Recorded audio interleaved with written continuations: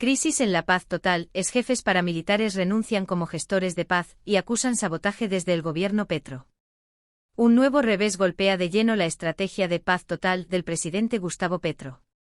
16 exjefes de las extintas Autodefensas Unidas de Colombia, AUC, entre los que se encuentra Salvatore Mancuso, tomaron la sorpresiva y contundente decisión de renunciar colectivamente a su papel como gestores de paz, una figura clave en la arquitectura del Plan de Reconciliación Nacional propuesto por el actual gobierno.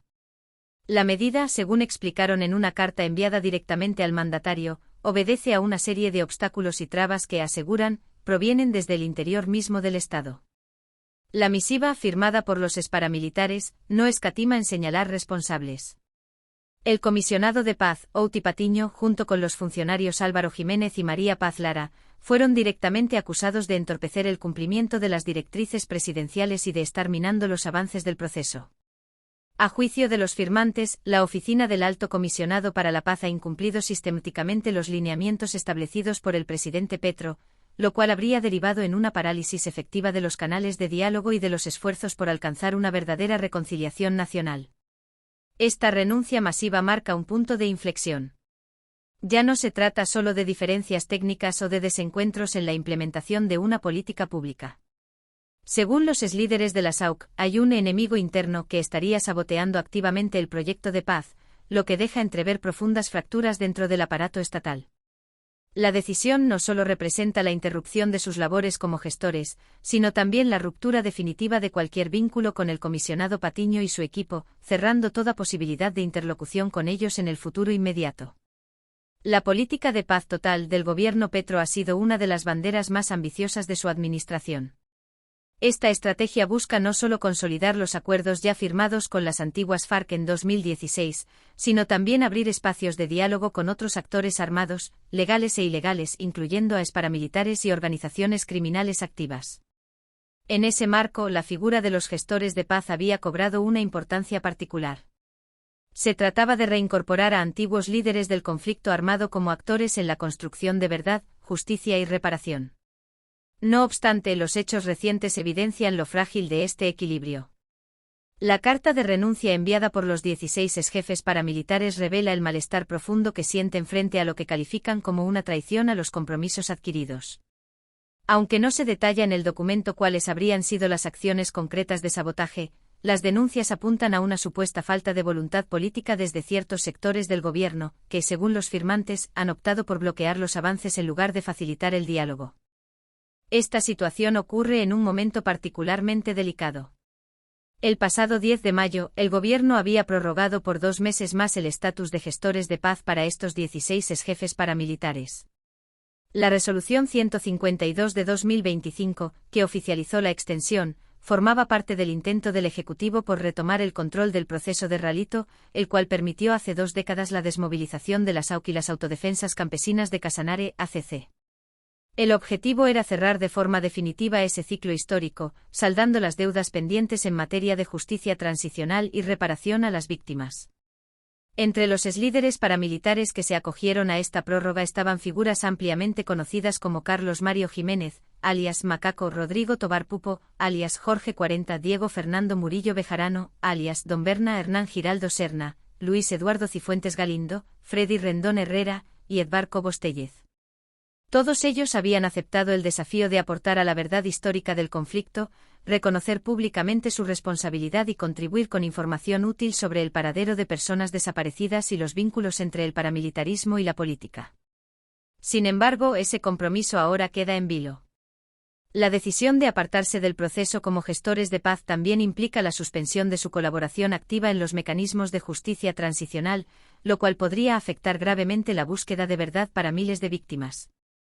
Hay que recordar que, aunque polémica, la figura del gestor de paz fue defendida con insistencia por el gobierno Petro como un instrumento necesario para lograr una paz integral. Según el Ejecutivo, sin la participación de quienes protagonizaron el conflicto, sería imposible cerrar las heridas del pasado. El caso de esta renuncia colectiva se agrava al considerar el precedente de otros exjefes paramilitares que ya habían quedado por fuera del proceso. Ramón Izaza, uno de los históricos fundadores del paramilitarismo en el Magdalena Medio, decidió no continuar debido a problemas de salud y al impacto emocional que le generó la reciente muerte de su hijo, Oliverio Izaza, alias Terror, quien fue dado de baja en marzo por las autoridades en su calidad de cabecilla del Clan del Golfo. Por su parte, Hebert Veloza García, alias HH, había presentado su renuncia voluntaria antes de la prórroga de mayo, alegando falta de garantías para su participación efectiva. Con estas salidas, el panorama se torna más incierto para la política de paz del gobierno. La pérdida de interlocutores clave dentro del sector paramilitar reduce las posibilidades de lograr acuerdos integrales y pone en jaque la credibilidad del proceso.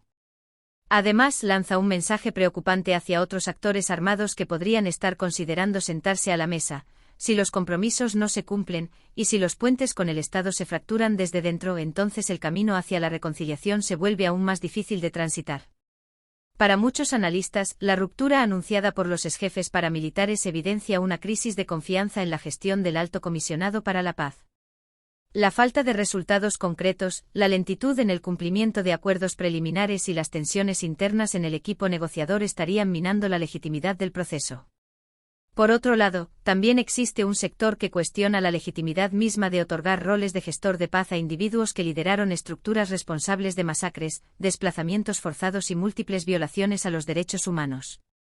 Sin embargo, más allá del debate ético sobre su participación, lo cierto es que el Estado colombiano asumió el compromiso de permitirles contribuir a la reparación de las víctimas desde una perspectiva restaurativa. Al romper esa dinámica, no solo se frustra un esfuerzo institucional por cerrar el capítulo más sangriento del conflicto, sino que se corre el riesgo de que estos exlíderes sean instrumentalizados por otros actores con agendas contrarias a la paz.